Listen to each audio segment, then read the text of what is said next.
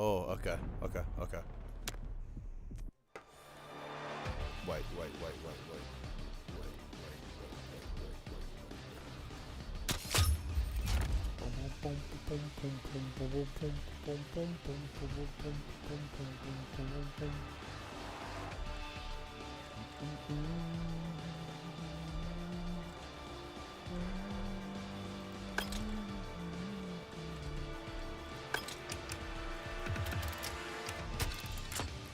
Okay.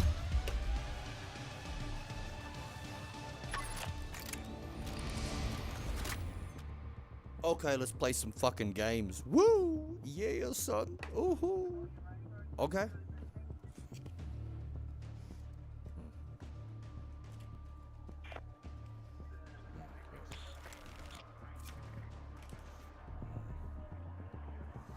Okay, they're gonna put me straight in.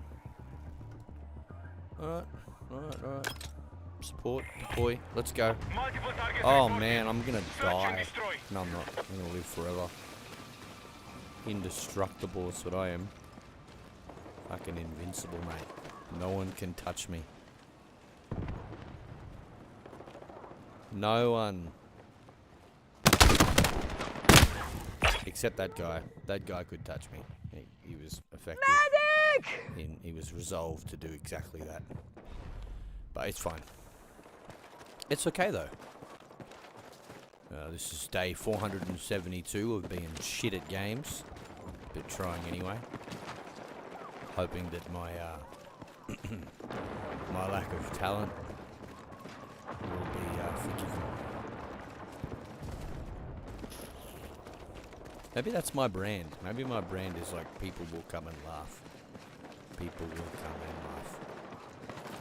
Maybe that's it.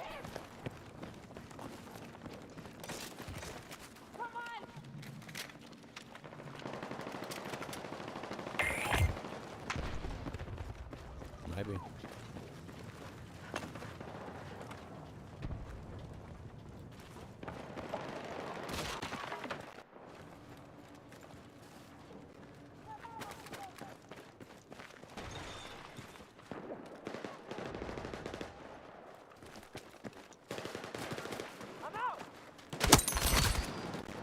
Got him. Oh, fuck. There's a lot of them. Okay. Okay. Okay.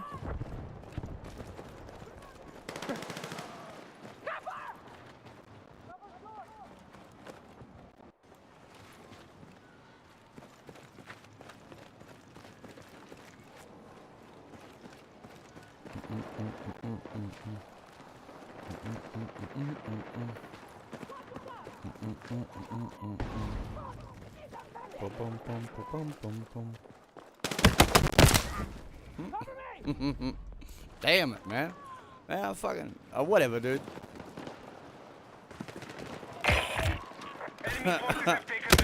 Yeah, I know, dude. I don't know how to fucking play. I don't. Okay, cool. It's cool. It's fine. And it's not like it's not like it's not like I suck at just this game. No, sir. I suck at all games. It's alarming. I think I have bad like hand-eye coordination. You know what I mean? We have secured the lead. You know what I mean? So. Yeah. You gotta laugh. Because if you don't, you cry.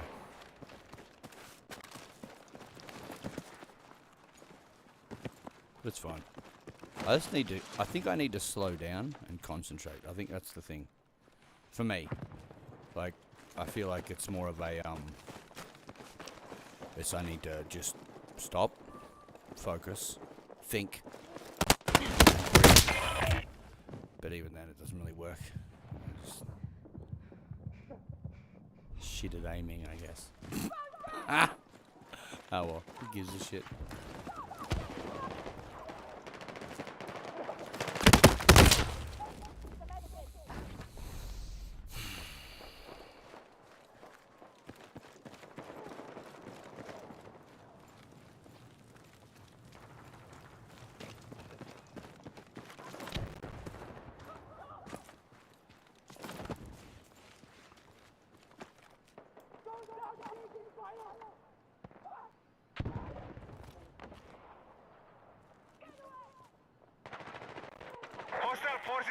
controlling the fight.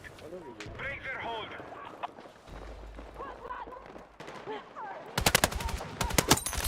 Got him. I got you! Got him. BYO, it's not like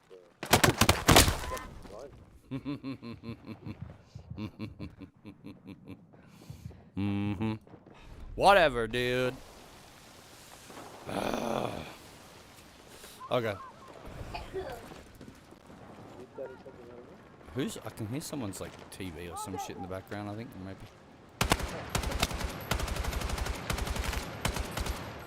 Under fire! Here's some ammo for you.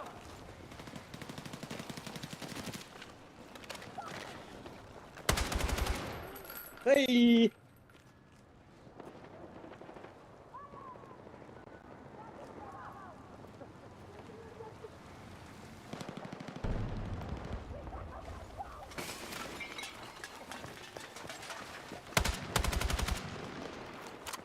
Okay. Okay.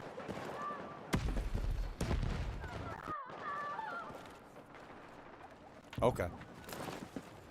All right. Here we go. Oh Jesus! Jesus Christ! Urgh.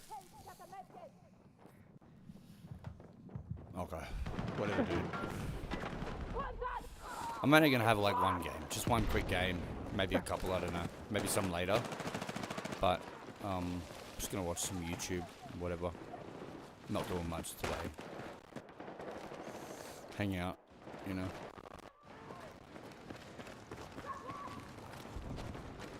The enemy have maintained control. Oh Jesus.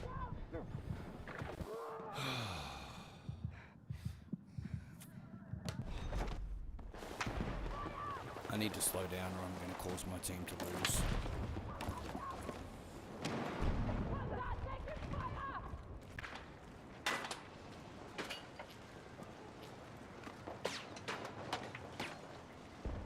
I'm over here. Take what you can. Oh, how did they fucking get me from all over there? That's crazy. Must have a crazy scope.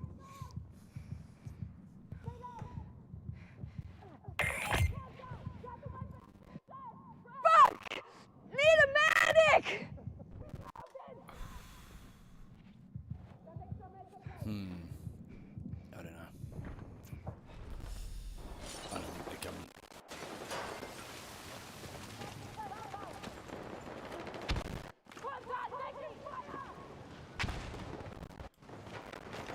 I have to get over there.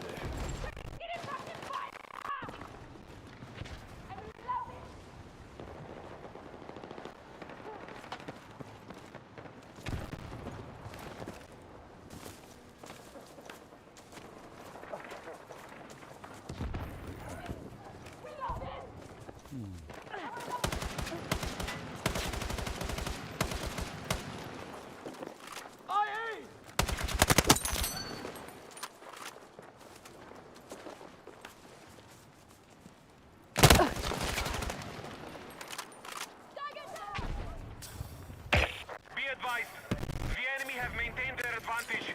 We must gain control. This is going sideways!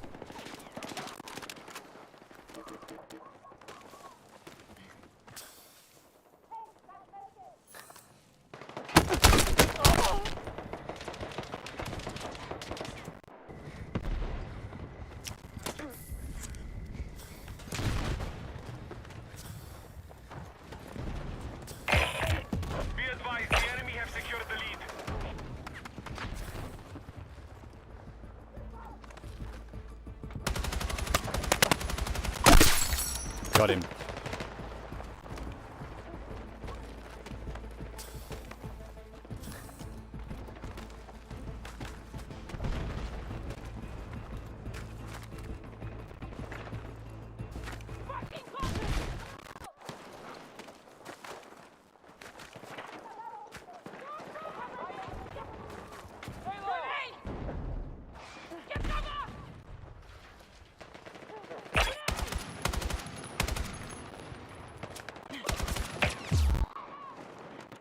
Oh man, just lost that one. Just lost.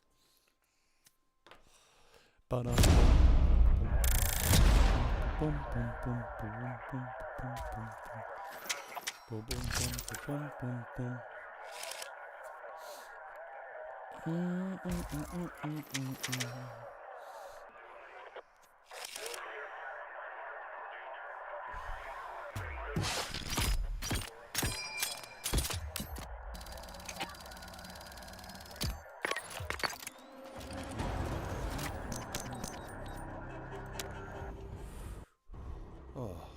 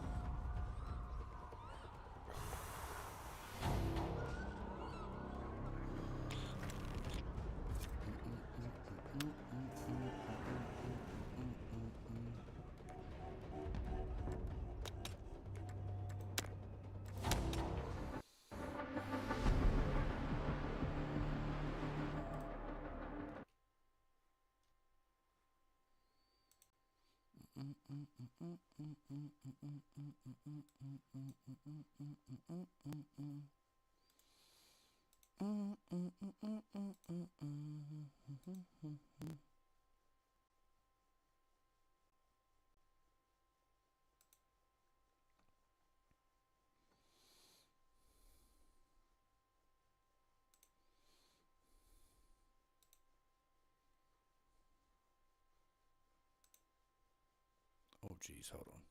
What the fuck? Okay. It's 1445 BC. Okay.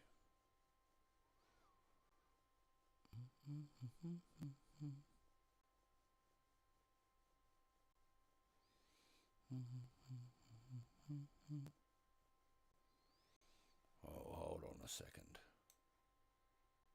All right.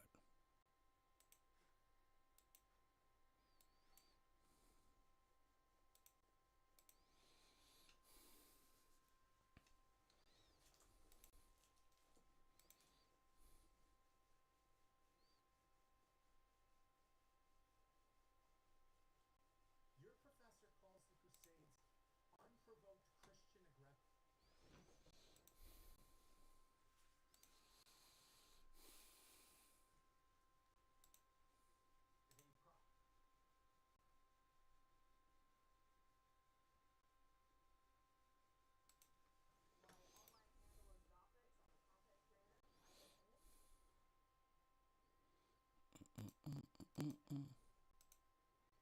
This is a cup of yacht wine. It is the only caffeinated drink that is native to North America. It is not closely related to this, which is a cup of Hollywood depicts crusaders as bloodthirsty zealots. The media says they were the medieval equivalent. Thousands of people are crowding around too.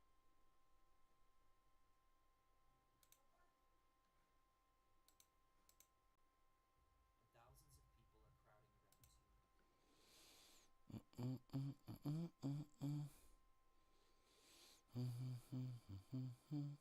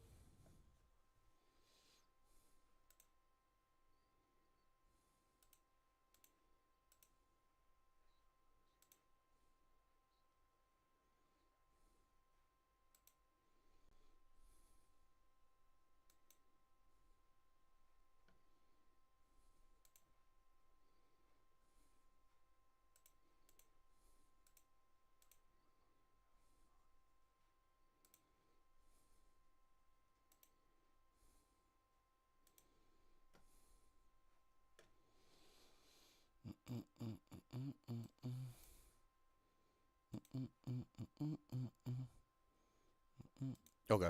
Yeah, let's watch this.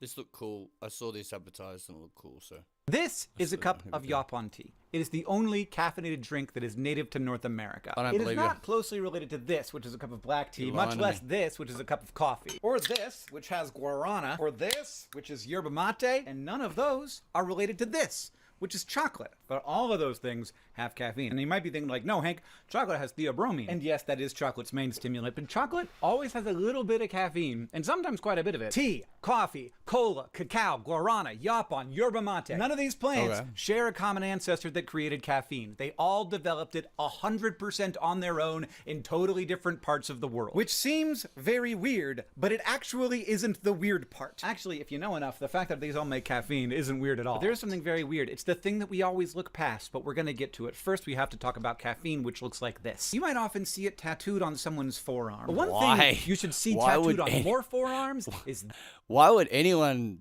tattoo fucking caffeine on their arm? It's fucking weird, bro. Get like Mickey Mouse or something.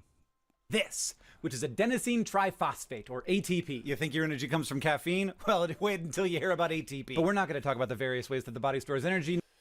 No, instead, over here you're going to notice a little group of atoms that looks not terribly unlike caffeine. That little bit, if you Okay. break it off ATP, is called adenine, and it is a very important molecule. You might recognize it as one of the 4 nitrogenous bases of both DNA and RNA. Once life had adenine to work with, and it's had it pretty much the whole time, it did a lot with it. All living things, including plants, have enzymes that do a bunch of chemistry on Tell me adenine. the weird shit about caffeine. I don't need the fucking biology lesson, dude.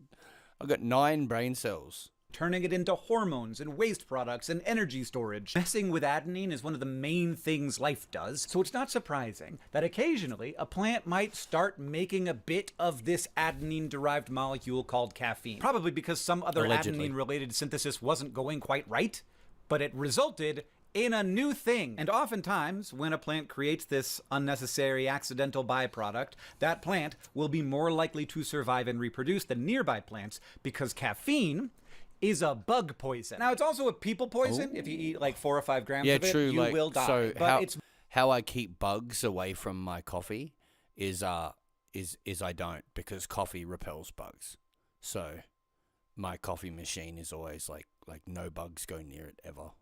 more potent of a poison for bugs. Part of that's just dose. Like, a bug has to eat a lot of leaf to get the nutrients it needs to survive, and it's going to eat a lot of caffeine along the way, and it's going to get super dosed with this molecule. The wild thing is that caffeine does the same things in our bodies that it does in bug bodies. It just does it more dangerously in bugs because they get the higher dose, and also bugs are worse at processing the molecule. It does like 3 different things to bugs, and it does all 3 of those things to us. But the most important thing that it does in us, the biggest biochemical effect it has on us, is mimicking the neurotransmitter adenosine, which, as you might guess, also adenine derived. But with all of the different activity that it has inside of bugs, it makes them like seize up and jitter. And Remember when this guy's brother did the history show? You remember that? When, if you haven't seen it, it's cool. it shuts down their nervous systems, and then they die. It can also, by the way, poison plants. And you're never going to guess how it does that. By mimicking adenosine! It does the same thing in plants! There's also some plant-specific effects, but basically, if a plant evolves to be able to contain a bunch of caffeine, which is toxic to the plant, but it also evolves immunity along with evolving the caffeine so that it can keep the bugs off of it, an additional thing that will happen is that it will poison the soil around it for any plant that isn't immune to caffeine. And that could be another advantage for the plant that makes caffeine. So basically, pretty much every time a plant evolves a mutation that causes it to churn out a little bit of caffeine, that plant gets eaten less. And because it's so similar to a bunch of other molecules that plants are already making, caffeine is easy to evolve and provides a large survival advantage, so it has evolved many times, probably way more times than we know about. Maybe the best fact I learned about researching this video, some plants even evolved the ability to put a little bit of caffeine in their nectar so that bees will, instead of dying, get high Got 'em. off of the nectar and be more likely to return to that flower. What? What? I love that. Now, there's also some closely related molecules like theophylline, which there's a little bit of in tea, and theobromine, which is the big one in chocolate, and they act basically the exact same way. They are also insecticides, though not as potent as caffeine, and they have very similar effects on a person's body, though again, not as potent as caffeine. Because again, The reason it kills bugs, and thus the reason it evolved, is also the reason we like it. It's messing with our physiology, but just enough that it gives us that little extra pep, and it's also a little bit addictive without being so addictive that it ruins your life. The weirdest thing about all of this isn't that each of these plants independently evolved caffeine. It's that humans independently evolved drinking teas made from each one of these caffeinated plants. And yes, coffee is technically a tea. Also, the Olmecs originally ate cacao as a tea, though probably it was so wildly and intricately spiced that you wouldn't recognize it as a tea. Definitely a drink, though. These are groups of humans separated by oceans. I think like 100 milligrams a day is normal. Like that's like a coffee and a half, I think. Any more than that, and it's probably not a great idea. But I don't care. I drink 49, 54 coffees a day, something like that. Yeah, I drink a lot of coffee. I should be dead. A miracle of modern science. And millennia, and they're all drinking caffeine. This is amazing. We love caffeine. Yeah, we love do. it so much. Yes, we do. That's why I'm watching the practice of fucking drinking video. Caffeine teas Wanna has know. arisen 7 different times. Tea in China and East Asia, coffee in the Horn of Africa and Arabia, cacao in Mesoamerica, cola nut in West Africa, guarana in the Amazon basin, yerba mate in the southern cone of South America, and yaupon in southeastern North America. But John, there is an 8th way. An 8th way that we get caffeine now, which is what's in here. What plant do you think the caffeine in sodas come from? Coca. Guess? Do you have it in you? That's Coca? right. The chemical plant. Did I shake it too much? I did. Now we I don't could know and what I'm sometimes talking do about. use the caffeine left over from decaf coffee, but that comes with a bunch of flavor from the coffee and is actually more expensive. So mostly beverages are caffeinated with caffeine made entirely by humans. We make it from scratch now. We're like, plants, I don't need you. I don't need you. Derived from petroleum. God, I don't love that drink, John. I'm sorry. Now, by far my favorite way of getting caffeine is tea, green tea or black, which are actually from the same plant, just prepared differently. I'm an enjoyer of a cappuccino. Cappuccino is my drink. I like tea because there's less caffeine per drink, which is great for me. And there's also more theophylline, which produces a milder vibe. I'm sweaty. Jeez. Am I on drugs I right feel like caffeine and nicotine are like probably 75% of my diet, really. Yeah, just basically caffeine and nicotine. A little bit of fiber in there. I try to hit 150 protein a day, though, if I can. now? There is some interesting research that an amino acid called L-theanine that is in tea can kind of combine with the caffeine to give you like a more chill vibe while keeping you aware. But to get real deep into that, I feel like I need to make a whole video about it. Regardless, my mornings are a little bit more delightful with a cup of tea than with a cup of coffee, just for me. And I think that's a part of why it remains the most popular drink in the entire world. John, after I first wrote this video, which is a while ago now, I realized that I needed to do a thing. I decided to put together an experience because that's one of my favorite things about tea. I feel like this guy has had too much caffeine. You know what I mean? Like, Jesus, bro. Fucking drink less coffee, man. Calm down, all right? Just fucking calm down. The experience. And so the experience I have created is a 6-month subscription to Keats & Co. loose leaf tea. He's Each month, trying to you get a us. different tea, and you also get a little video from me He's where trying I to talk get about us how I'm going to try to with calm the down for a product second. placement.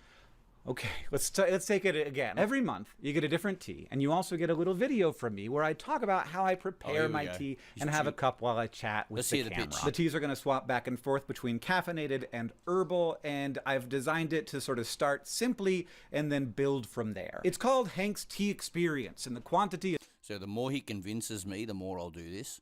And the less he convinces me, the more I'll do this. And that's how we'll do the metrics. is limited, shipping is free, and all the profit goes to help in the fight against tuberculosis, which may be the only thing more ubiquitous in the human story than caffeine. John, I'll see you on Tuesday. Well, it's not bad. Not bad. Not bad, not bad, not bad.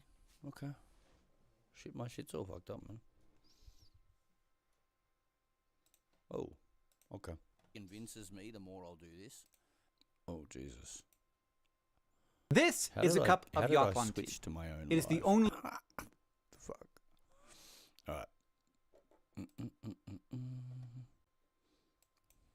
Your professor calls the Crusades unprovoked Christian aggression.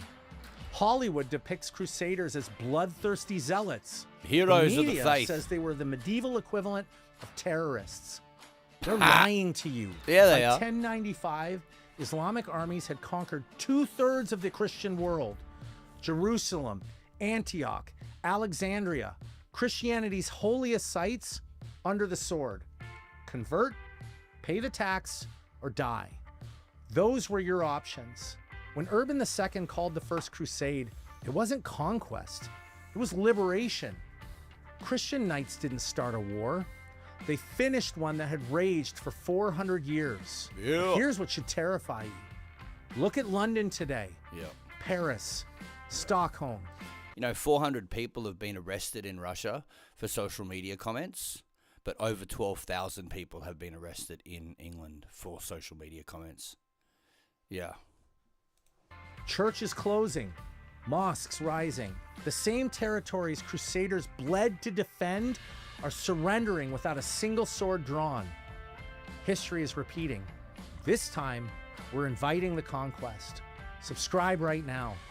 This is the history they desperately don't want you to know.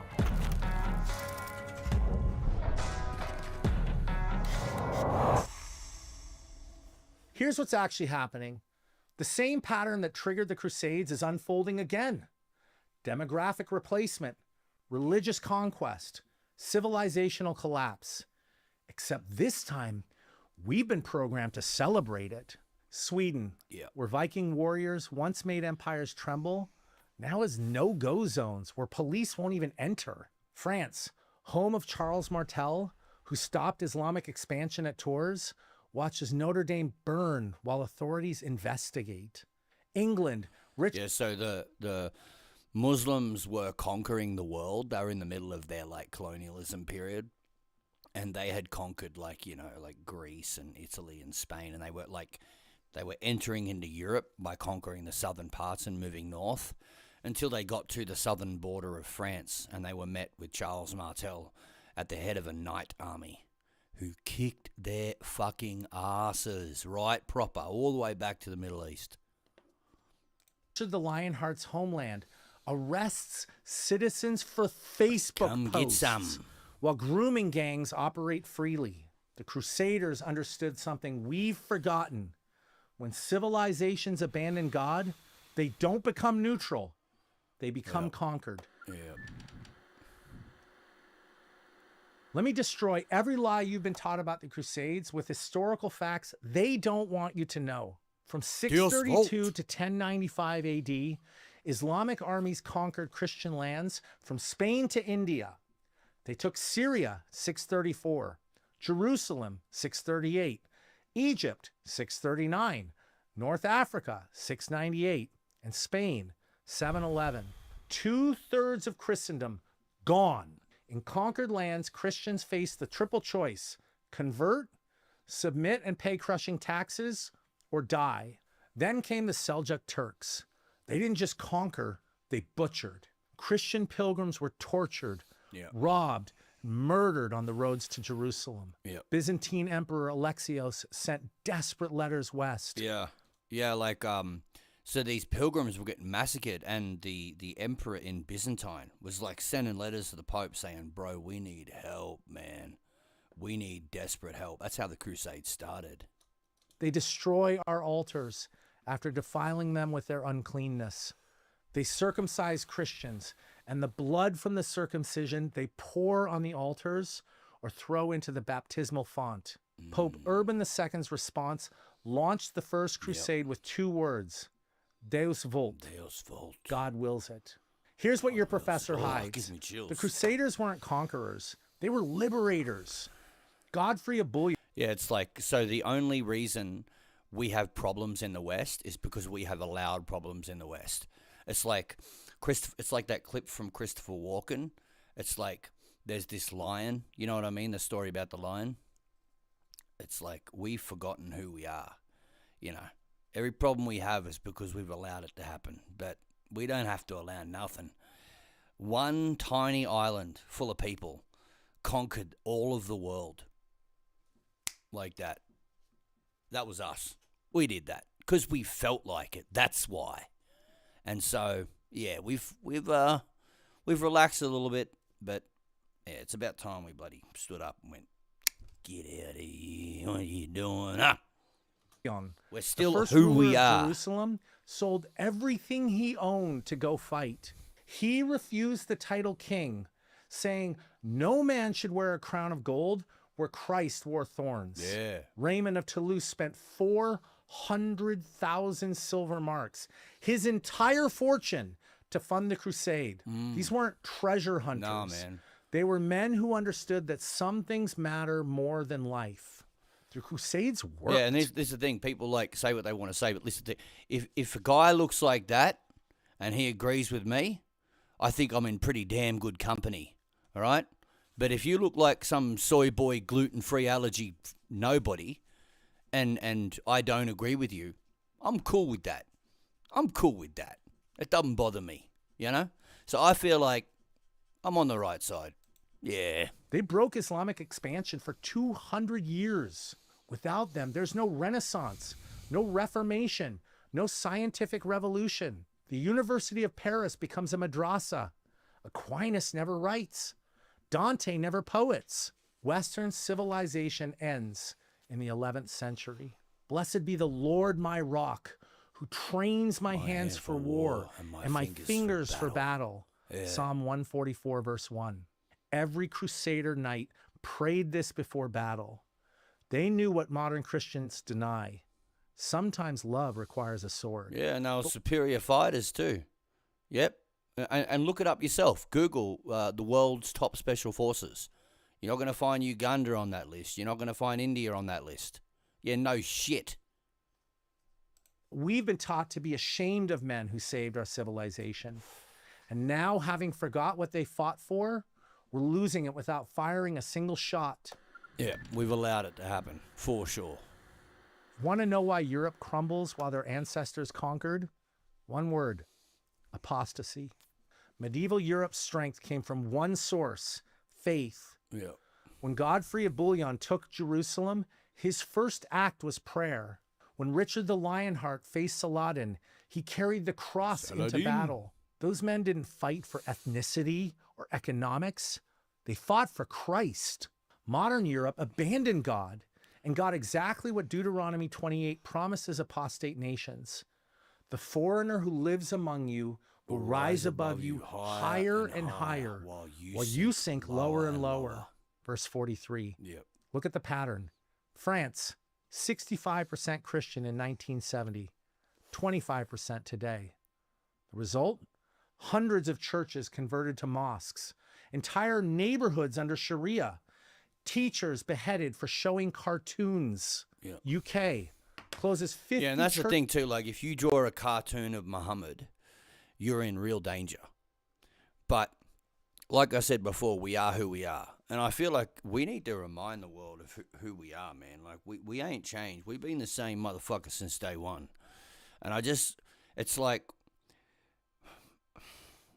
it makes me so annoyed when I think about how cucked we've made ourselves. It's not like another group of people have done this to us.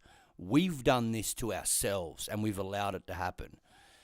It's like, do you not know that, like, we come from the greatest people who've ever lived?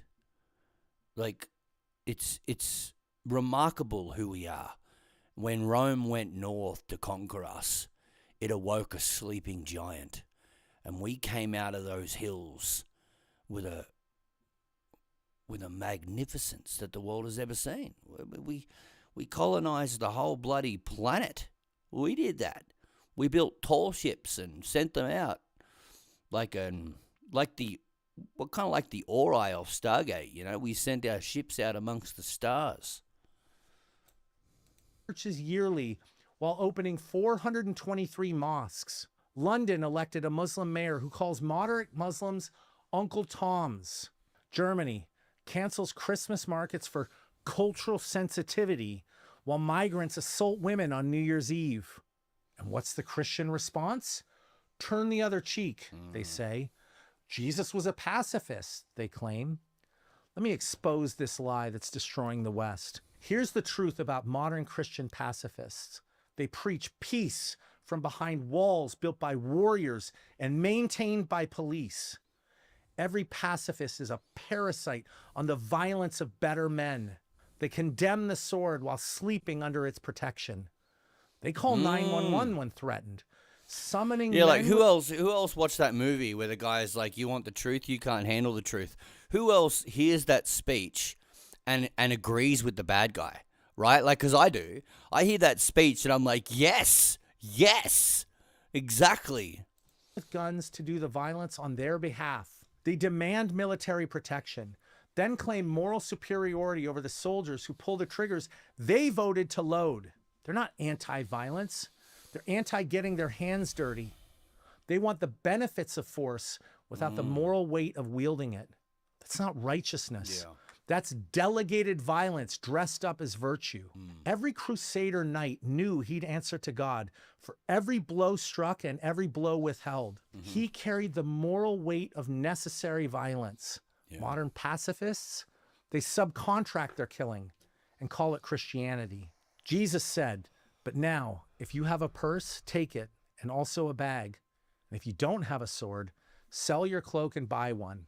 Luke 22:36. The same Christ who died for enemies commanded his followers to arm themselves against them. Europe's problem isn't immigration, it's apostasy. When you abandon the God who commanded strength, you become weak. When you mock the faith that built your civilization, it crumbles. The barbarians don't break down the gates. Apostates open them. Yeah. You're not called to retake Jerusalem, but you are called to defend Christendom. And here's your battlefield on 3 fronts. The demographic crusade. When you pursued comfort, others pursued children. Muslim families averaged 3.1 children globally. Western Christians, 1.5. They're conquering. Yeah, that's the thing. It's like when every second person has a trans kid, it's like, well, I guess the non-liberal shall inherit the earth at that point. It's like, there's not going to be any kids in the next generation that have come from parents who are LGBTQ because a lot of them can't have children. So it's like, well, that's a good way to end up with no kids that, are going to carry on the next generation. And like you said, you've got people in India, people in the Middle East having a bunch more kids than us with no abortion, by the way. And it's, no shit that's going to happen. Cribs while you're conquering Netflix queues. So get married, have children, raise warriors. The future belongs to those who show up for it. Every Christian child you raise is a soldier in the spiritual battle. Every family you don't create is territory surrendered. The cultural crusade. They took your entertainment, education, and institutions without firing a shot. Take them back. Run for school board. Curriculums are battlefields. Create content. Stories shape souls. Build businesses. Economic power funds kingdom work.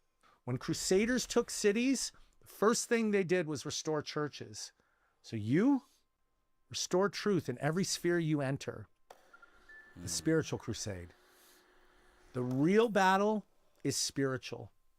Islam advances because it offers certainty to uncertain men. And I think it's very curious, by the way, that in Christianity we have this belief that one day in the future there's going to be a guy who's a false prophet, a prophet that's false.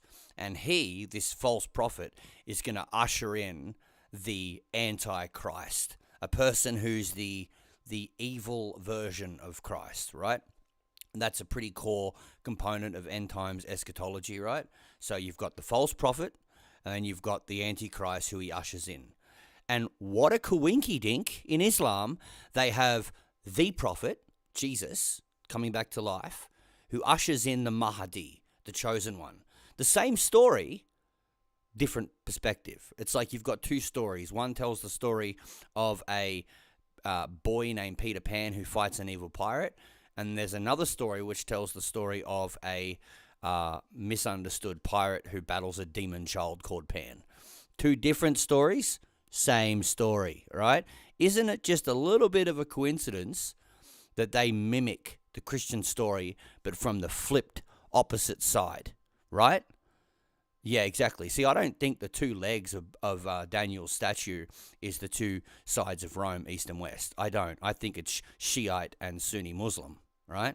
I think it's pretty self-evident, because the story of eschatology is the story of the Middle East, not the whole world, which is why the empires that are mentioned are Middle Eastern empires, and it doesn't mention the Mongolian Empire, because it's a story about the Middle East, you know? Secular liberalism offers nothing but comfort and death. Only robust Christianity can defeat both. Join a church that preaches hard truth. If your pastor won't name evil, find one who will. Start men's groups that forge warriors, not wimps. Read church history. Know what your ancestors bled for. You probably won't die in battle, but you must live ready to. That readiness, physical, mental. It's like, what's that saying? It's better to be a warrior in a garden than a gardener in a war, right? Spiritual is what separates sheep from sheepdogs. A man closes his laptop, disgusted by the lies and degeneracy. He studies real history, Just me every day. honors his ancestors, sees the patterns repeating. He stops. I just can't get over the fact that one of the most popular songs in the world right now is Sabrina Carpenter telling 6 billion people how wet she is. I think that's disgusting. Yeah. Apologizing for Christian strength and starts building it. He marries young, has many children, teaches them the old ways. He builds wealth, not for comfort, but for kingdom impact. He trains in combat, not for ego, but for protection. He enters politics, not for power, but for righteousness. Other men see his clarity and catch his courage. They remember what they're fighting for. A brotherhood forms, not of LARPers playing night, but of men who understand the stakes. Who will rise up for me against the wicked? Who will take a stand for me against evildoers? Psalm 94:16. The Crusaders answered with their lives. How will you answer? Deus Vult means God wills it. What does God will of you? Yeah, that's good. That's good. Also, it's like, I was thinking this morning too, like, the terrorists in the Middle East, from their perspective, they're freedom fighters, right? They're defending against the tyrannical Western world, right? Excuse me. So yeah, the terrorists from the Middle East, they're freedom fighters from their own perspective. So you can even make an argument that they're not evil, right? You can, I think, from their own perspective, of course. But there's no righteous cause for the cartels.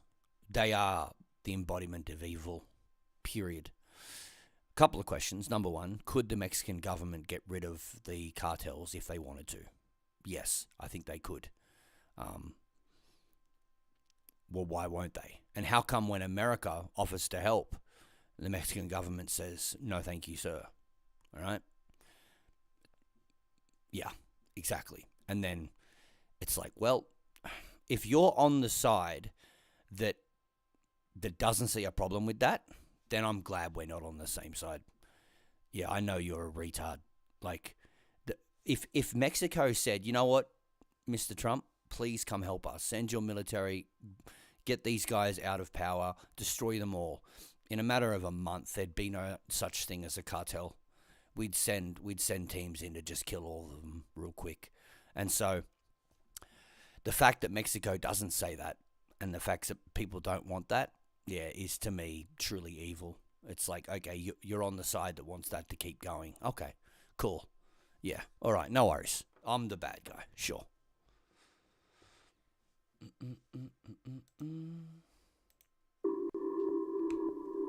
When we think about strength, is it best defined as the power to crush your enemy, or is it resolve?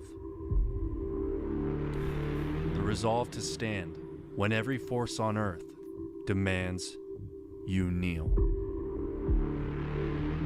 When fear demands you run. What kind of man still stands? Those very questions were answered long ago as the last Crusader army on earth, the 500 Knights of St. John, defeated 40,000 Muslim soldiers of the Ottoman Empire. 500 battle-hardened knights. 40,000 Ottoman soldiers. In 1575, 40,000 Ottoman soldiers sailed toward a barren rock in the center of the Mediterranean. Their goal was simple: to erase the last Crusader stronghold between North Africa and Europe. Banners of the crescent snapped in the wind, and below deck, the thunder of drums kept time with the oars. On board were the Sultan's finest janissaries, men raised from birth to kill. But waiting for them on that rock, the island known as Malta, were 500 Knights of St. John and a few thousand Maltese peasants and volunteers. But these knights were not ordinary men. The knights were Catholic warrior monks, bound by vows of poverty and chastity. Yeah, dude. These guys were next level. Ancient world's version of special forces. Trained from boyhood in the art of warfare. They had fought in the Crusades, defended Christian pilgrims in the Holy Land, and shed the blood of bloodshedders on every shore of the Mediterranean. But when the Muslims took Jerusalem, they retreated to Rhodes, and when Rhodes fell, they retreated to Malta. For 2 centuries, they had been driven from every land they swore to defend, and now there was nowhere left to fall back to. Malta was the end of the line, the last outpost of the Christian world. If Malta fell, there would be nothing left between the cross and the crescent, as Rome would be bound to fall. And although severely outnumbered, the men were ready, for the Pope called the Crusaders the shield of Christian nations. Their Grand Master, Jean de Valle, a 70-year-old seasoned warrior, stood on the walls, Proper rosary hard in bastard. hand, and told his men, 70 years a man old of in faith those and days. courage will not yield, even when the whole world is against him. A man of faith and courage will not yield even when the whole world is against him. And the men stood ready, as the Ottoman Armada appeared like a storm cloud rolling over the sea. The sound came first, the drums, the chanting, and then the flash of cannon fire. The first to face the storm was Fort St. Elmo, guarding the mouth of Malta's Grand Harbor. The knights and the Maltese men stood against the full weight of the Ottoman siege, and the battles endured for days. For 28 days, they fought from the walls, repelling wave after wave of screaming janissaries. When the last initial breach came, they met it head-on, fighting with broken swords and bare hands. Thousands from the Maltese militia died there, but with the Crusaders, they took 6,000 Ottomans with them and bought the rest of Malta time to prepare. When St. Elmo finally fell, the Turks found only corpses and a cross. They crucified the bodies of the knights who had fallen, floated them across the harbor, and mocked the defenders on the opposite shore. Because this was not a polite war. It was a battle for the survival of Christianity itself. Through June and July, the island burned. The knights and defenders lived like ghosts, starving, wounded, their armor rusted and slick with blood. Yet every morning, they knelt and prayed the rosary. Every night, they rebuilt their shattered walls with their bare hands. When food ran out, they boiled leather for soup, and still, they did not yield. By August, the Ottomans were breaking. Tens of thousands had fallen. The summer heat had turned their camps into ovens. Disease and rot swept through the ranks. The stench of death carried on the wind. And yet from across the harbor, the sound of singing rose from the Christian walls. The knights were chanting hymns, praising God as their enemies starved and faltered. Then, in September, came a miracle. The Christian relief force of Spanish and Italians, barely 6,000 men. De Valle saw them and ordered his men to charge. The defenders, gaunt, bleeding, half dead, raced from the gates with a cry of, "For God and St. John." The Ottomans broke. What remained of the greatest army on earth turned and fled, but the cross still stood. Many of the knights still stood. 30,000 Ottomans lay dead on the rocks. Yeah, and I hate this bullshit of like, because of what Hitler did, we can't be proud of who we are. You know, and this whole white pride thing has negative connotations because of racists, right? Because of what Hitler did, because of what other racist movements have done, which I think is completely stupid. God, I am so proud to be who I am, to come from men like this, to come from a culture like the Celts. I am so unbelievably proud that that's my ancestry, that this one island of people conquered most of the known world with proper hard bastards like that who defended against armies that you can't imagine and stood out. Oh man, I don't know how you can be from Europe and not be extremely proud of where you come from. And I reject any notion that tells me that something about being white is a bad thing. It's like, man, are you kidding me? Are you kidding me? Like, there's no greater race you could be. Like, for example, people say the slavery thing. It's like, yeah, who was the first people to free the slaves exactly? The whole world had slavery, and one nation, England, decided to be the first nation to say, we're going to free slaves. And then they sent tall ships around the world, forcing other countries to abandon slavery too.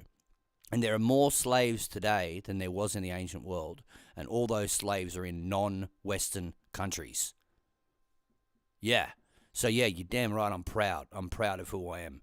Our people freed slaves. News of this victory spread across Europe like wildfire, and bells rang from Rome to Paris. The Pope declared that Malta had been spared by the hand of God. Historians would call it one of the most decisive battles in world history. The moment the tide of Islam stopped advancing into Europe, and notice how all these dudes from Malta and Italy and all those places are apparently white, right? It's not whitewashing. It's because after all this happened, instead of invading, Muslims migrated and interbred, which is why Italians and Greeks and all them look kind of brown now. Christian world was given another century. It's a second invasion, right? But it's more sinister because it's underneath the radar. No one sees it coming. Of light.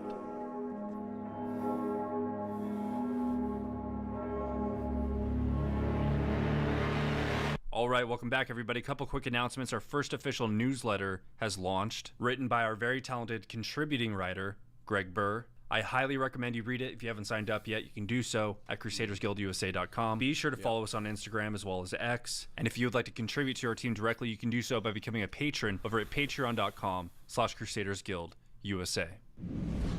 Okay, so the Siege of Malta. The Siege of Malta reveals a couple of things. Most importantly, it reveals something about strength. You've probably all heard the phrase, discipline is freedom. Malta is the perfect proof of it. The Knights of St. John didn't stand because they thought they could win. They stood because they had sworn an oath to God and each other. And in that vow, they found a freedom the modern world could never even comprehend. Because freedom only comes from discipline. Yep. The kind that brings your will under obedience with God. That's what the Knights understood. They trained their bodies to obey their souls, and their souls to obey Christ. So when the cannons roared and the walls fell, they didn't run. They'd already died to themselves long before the battle ever began. They didn't wait for inspiration to be strong.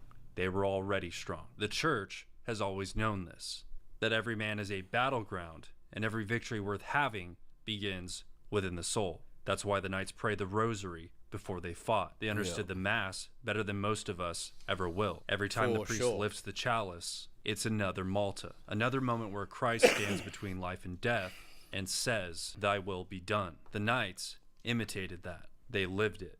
And for that, their suffering became sanctified. Because in Catholicism, suffering isn't meaningless. It's redemptive. It's the forge where love is tested, where pride is burned away, where obedience becomes perfect. That's why they didn't just die like soldiers. They died like saints. Not one man stood by himself on those walls. They prayed together, fought together, and rebuilt the ruins together. That's the design of the church itself. Not a loose collection of individuals, but a body, a brotherhood, a sisterhood, each part suffering and rejoicing together. And this generation is starving for that. We've been raised on isolation, taught to be independent, as if dependence were a sin altogether. But dependence on God and on brothers who share your mission is what forges strength. Because the truth is, modern Christianity has grown thin. We talk about faith, but we rarely train it. We speak of grace, but we recoil from discipline. We want resurrection, but without crucifixion. Malta reminds us that grace and grit were never meant to be separate. The Knights didn't just believe in Christ, they belonged to him. Their faith wasn't a private opinion, it was a public vow. And in a lot of cases, unfortunately, that's the Catholic difference. The church doesn't simply call you to believe in God, it calls you to bind yourself to him, to discipline your habits, your body, and your mind towards something that not even death can touch. The modern world might call that control, but truly, it's the only path to freedom. And Malta shows it for what it is, freedom. Because when your will is chained to truth, you stop being ruled by everything else. The appetites lose their power, fear loses its voice. You begin to stand, not by emotion, but by conviction. That's why they could endure what they did. Their courage wasn't their own, it was borrowed, drawn from something infinite. And that's really the heart of Catholicism. Not ideas about God, but the presence of God himself. A faith that doesn't just inspire you to stand, it strengthens you too. That's what the Knights of St. John teach us. That faith without form collapses under pressure, but faith shaped by form, prayer, penance, sacrament, brotherhood, can endure any siege. And perhaps that's why the Roman Catholic Church has survived while every empire has fallen. Because in a world that keeps reinventing itself, truth doesn't change. So learn from these men. Kneel before God. Stand beside your brothers. And on those days you are lost, or think you are lost, the days you wonder, what kind of man am I supposed to be? Just remember Malta. Remember that God doesn't need a majority. He just needs a few men who can stand when the world demands they kneel. Yeah. Guys, if you'd like to join the Crusaders Guild newsletter, you can do so at crusadersguildusa.com. For those of you interested or... Yeah, the issue for me is every single culture on the earth has a bunch of reasons they should be proud of who they are. And we all applaud that, right? Like, so if you're Native American Indian, there's like a number of reasons why you should take pride in that, right? Like, there's all kinds of amazing stories. There's such a rich cultural history. And when someone is proud of being Native American Indian, that's considered an attribute, right? It's considered an attribute in almost every case except for white people. If you're white and you're proud to be white, that makes you a bad person. And to that, I say, fuck off. You can fuck off with that shit, mate. You know. Concerning Catholicism, you can contact us directly at Mike@Crusaders.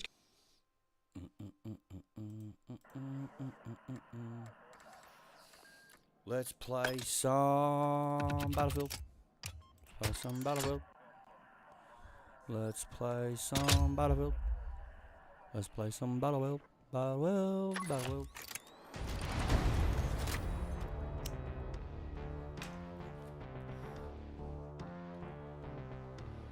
Battlefield. Battlefield.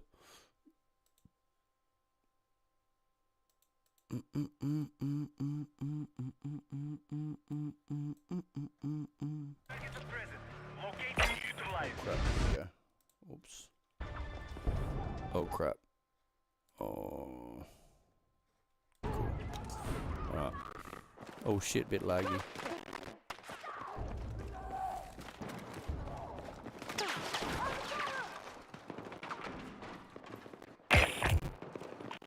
The enemy have secured the lead.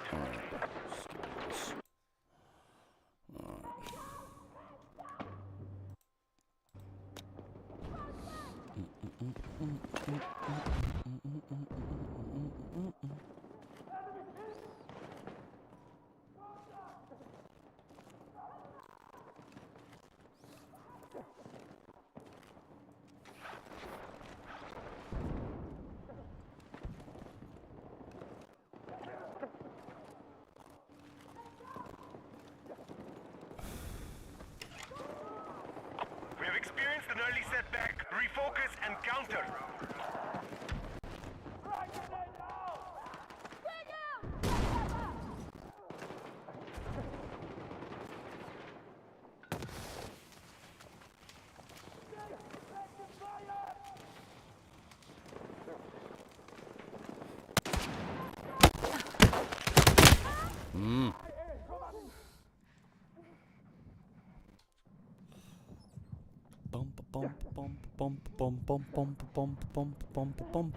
Stay with me. Hey, give me a res.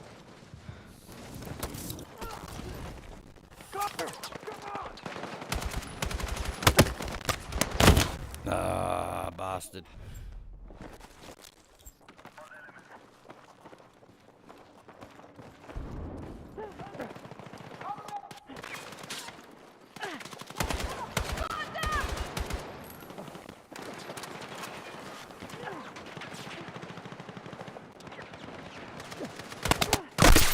Got him. Got him. Oh, he got me, the bastard. Flaming mongrel. Get out of here. Go and get.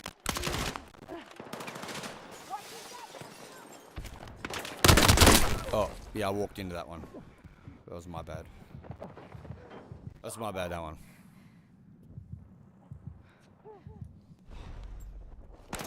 Here's some ammo for you.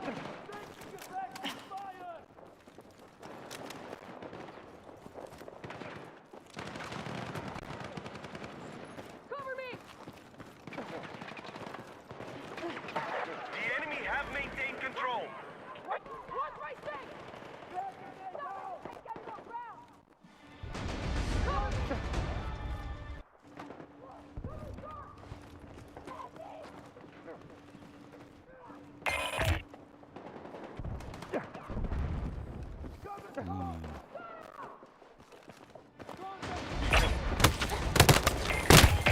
Yeah, fucking I didn't realize I was up there. Is secured.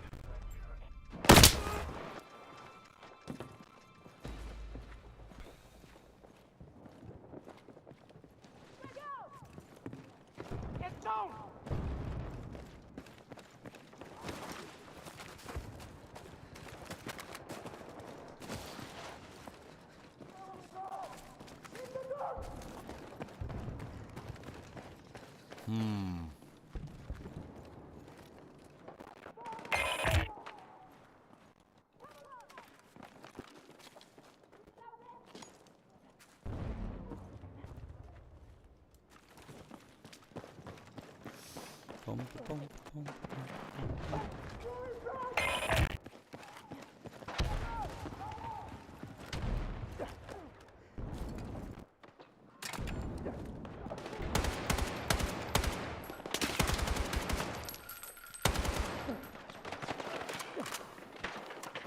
Need a medic!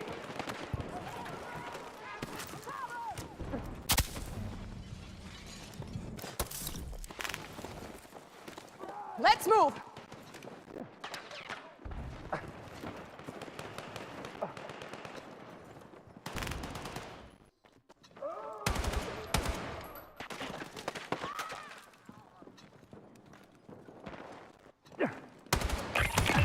All units, we must recover the mission. Hostiles are close to victory.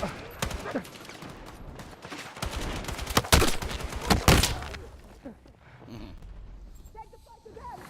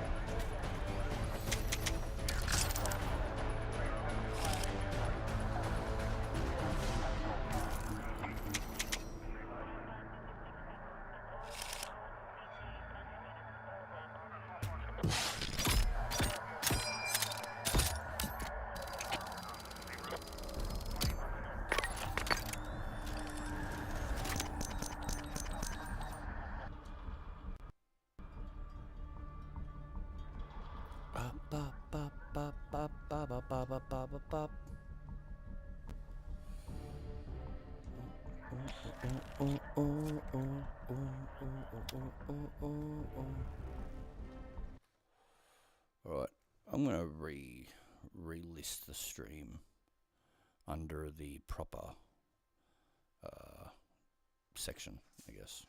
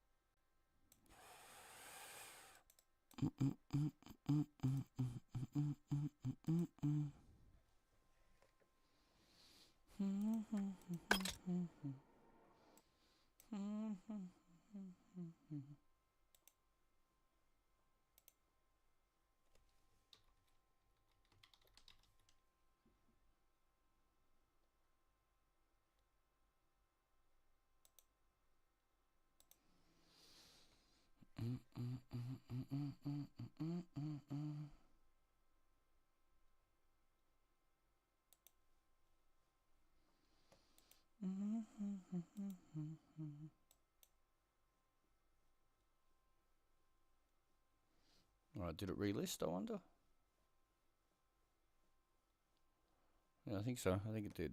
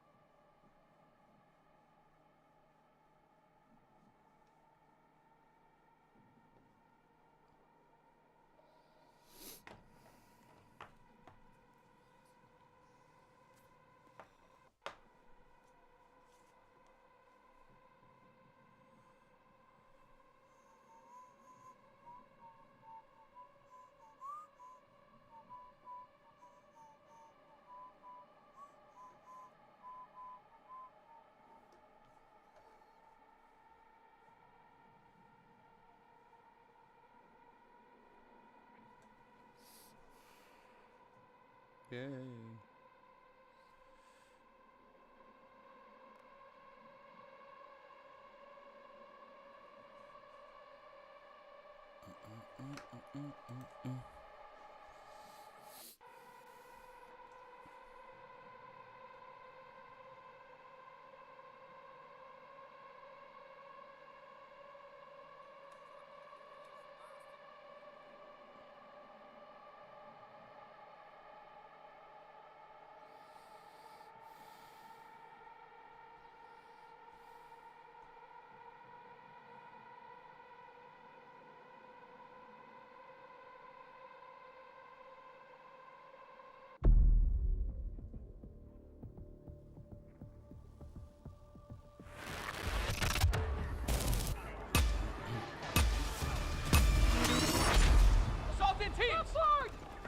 All squads, we need all hostiles down. Move out and mop up.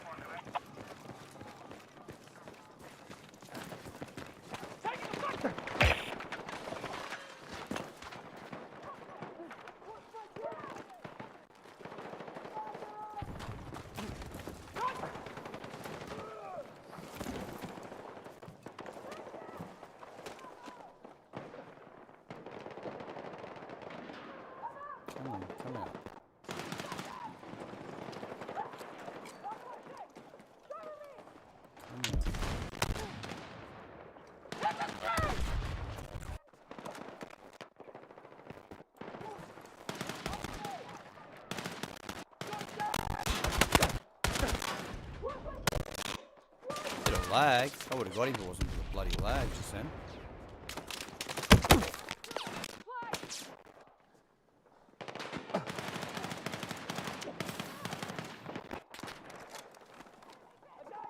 Be advised, the tank has been spotted in the AO. Got him. Oh, you little cunt. Fuck off. Superficial Ego 695. Get fucked, cunt. Little bitch. Coming into my shit advertising. Go fuck yourself. How's that sound?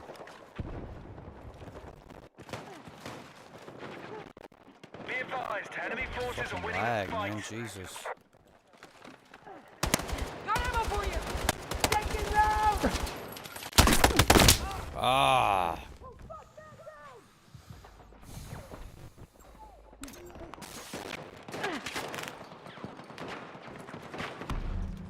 Throwing grenade!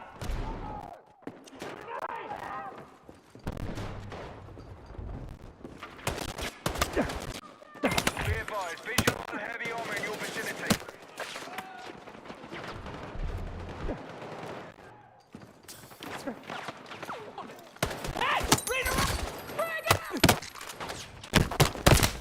No, you got me in the end. I'm tracking a hostile tank in the AO. At least I got one of them. Got spared! Where to get that guy, man?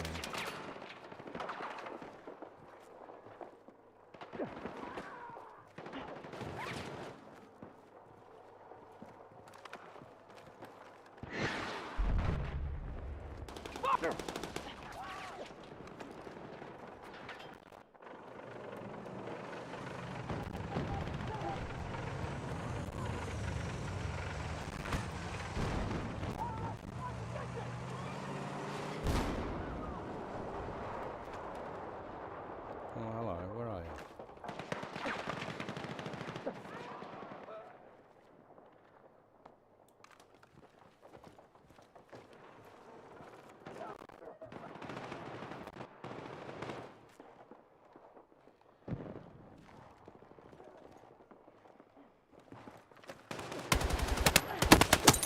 Got him.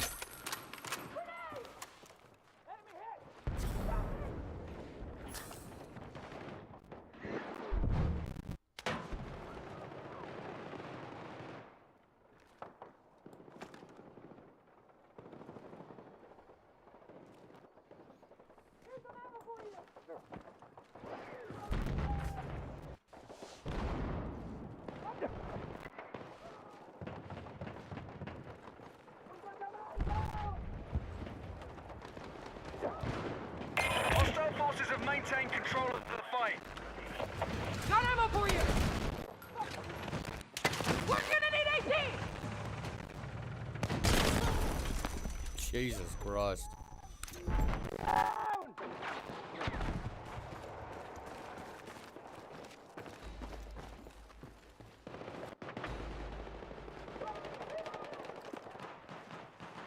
Here's for ammo!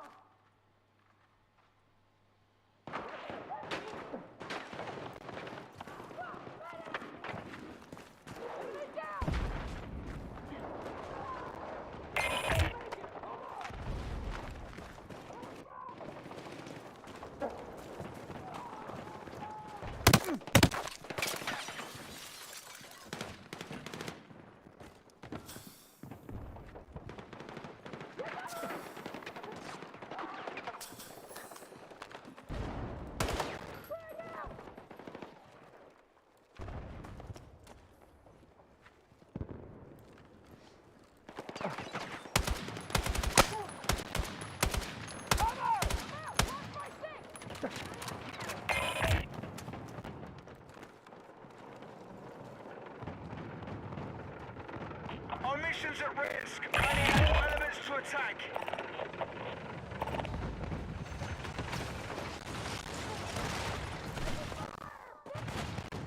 Jesus, that tank does not like us.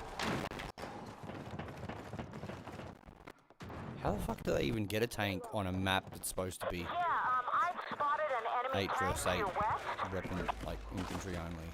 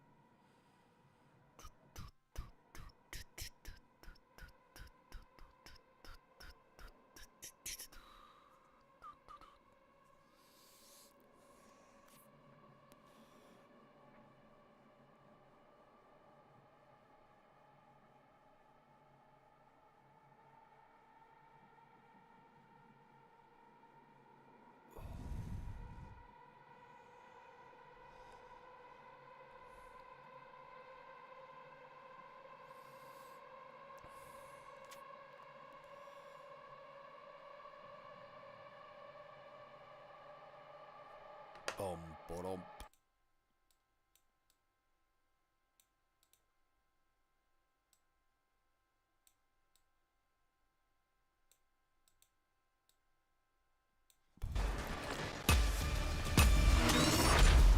Move forward! Hey, move! Alright. Eliminate all enemies on site. Let's go.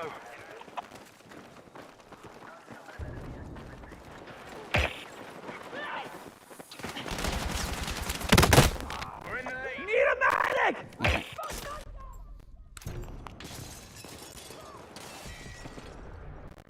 You're leaving the AO. Return to combat.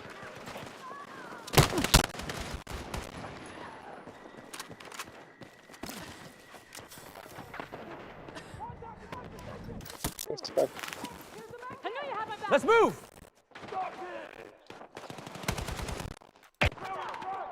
Okay, we've taken the lead.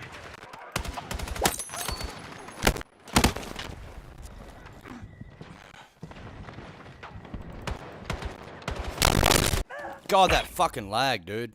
Jesus Christ. Alright, we've taken the lead.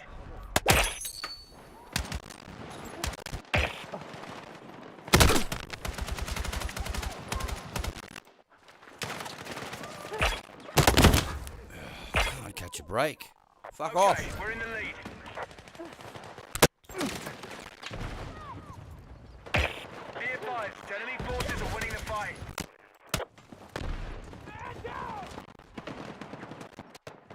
Fucking head!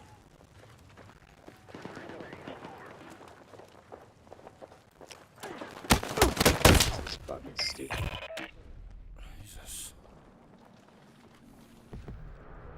Get back to your squad.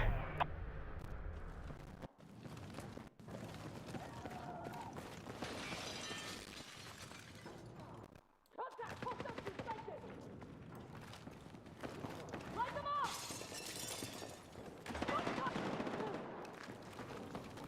Hit! Redirect!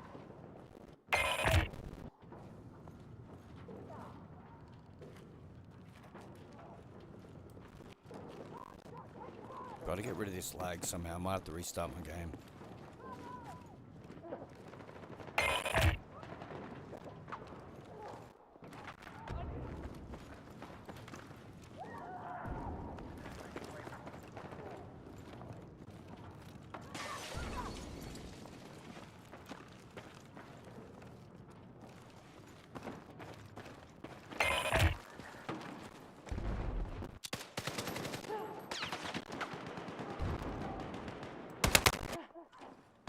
That lag is fucking awful.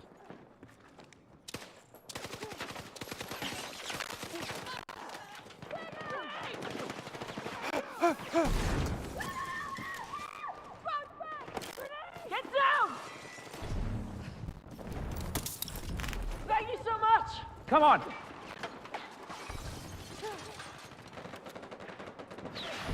Here's some ammo Come for on. you! No.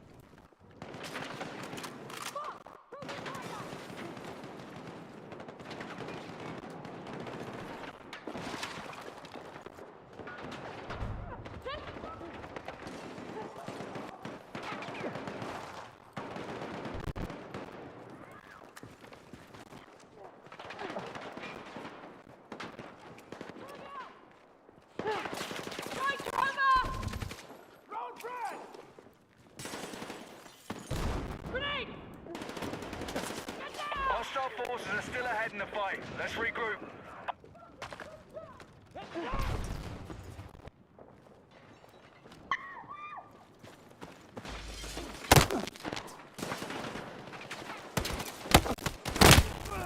Oh, Jesus. Need a enemy contacting my AO!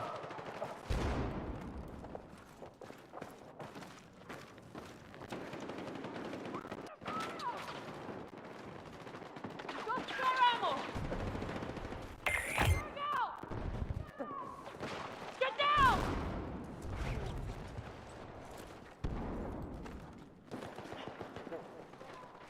Be advised, mission close to failure. Keep on the offensive.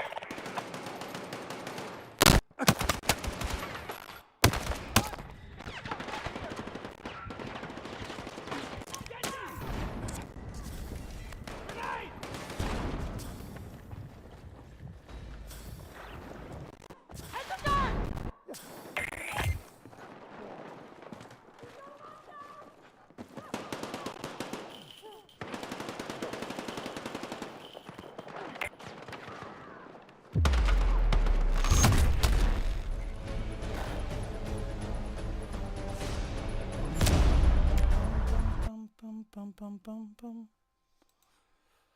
All right.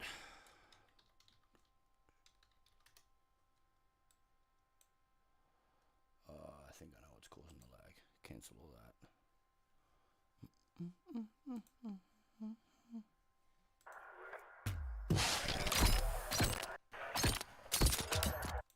All right.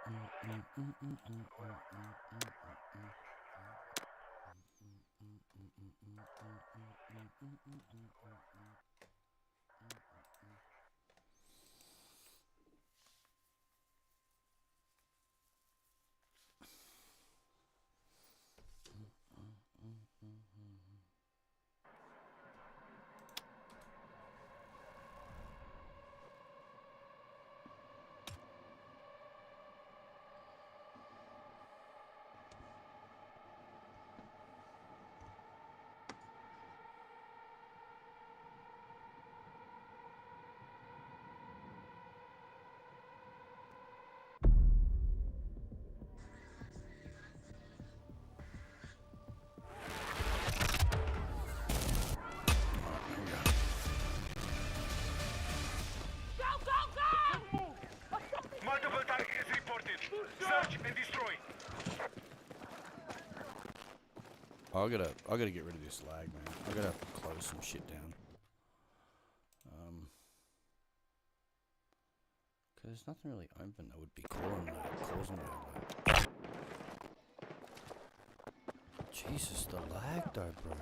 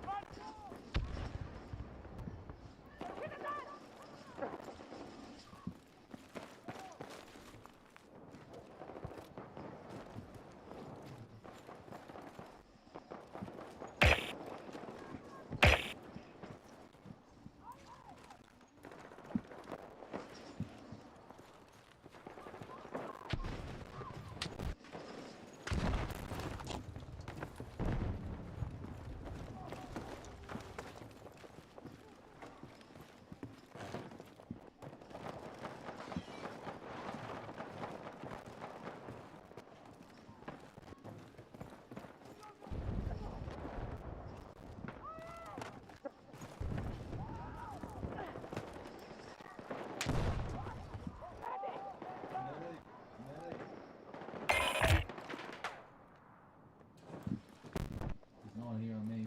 They can pick me up.